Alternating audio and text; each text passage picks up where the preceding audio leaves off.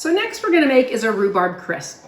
As with any fruit crisp, there's kind of two parts to the main body of it there. You need your fruit, so that could be apples, blueberries, or it could be rhubarb. Then you'll have the topping on it, which will be flour, oatmeal, your spices, crumbled together with a margarine or butter, and I've melted my butter already. So I've washed my hands. I've got my rhubarb measured out here, and there's 4 cups, a generous 4 cups of rhubarb. In the bottom, I have my sugar, 1 cup of sugar. I've got my ½ cup of flour. I've added cinnamon to it, and I'm just gonna toss the fruit in it so it will kind of coat it. It'll help thicken it a little bit because rhubarb can be quite a runny once it starts cooking. And this will help give it thicken. This is my container that I'm gonna cook it in. My oven is preheated at 350.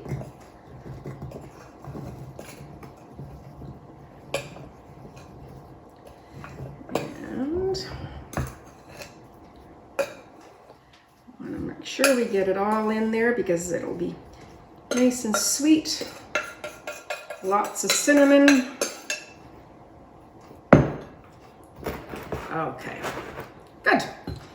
Working on our topping, like I say, in here I've got my ½ cup of flour, ½ cup of brown sugar. I've got 3/4 cups of rolled oats, and I've melted a ½ cup of butter. So I'm just gonna mix this together, and it'll make our topping there.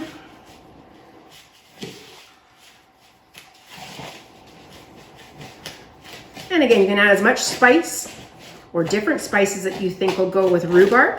One recipe I was looking at called for ginger. And I thought I'd never thought of adding ginger to a rhubarb, but didn't want to try it tonight because I like cinnamon, and I stuck with that.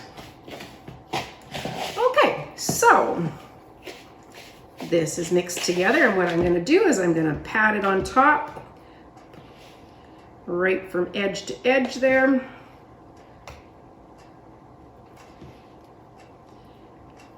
And this will brown up in the oven. And it'll give it a nice, as they call it, a crunch on top.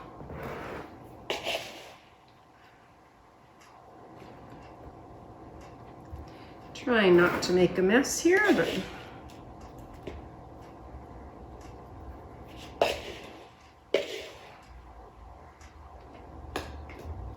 good. Okay, just patting it down there. Good, so this is ready to go in the oven for 50 to 60 minutes at 350.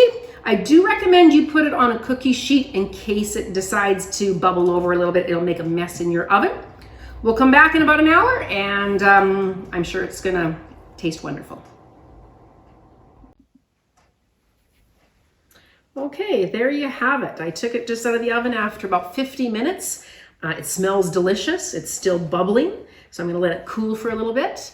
And this goes really good on vanilla ice cream. It just turns it into cream, which is really great. And remember, any fruit will do, any combination.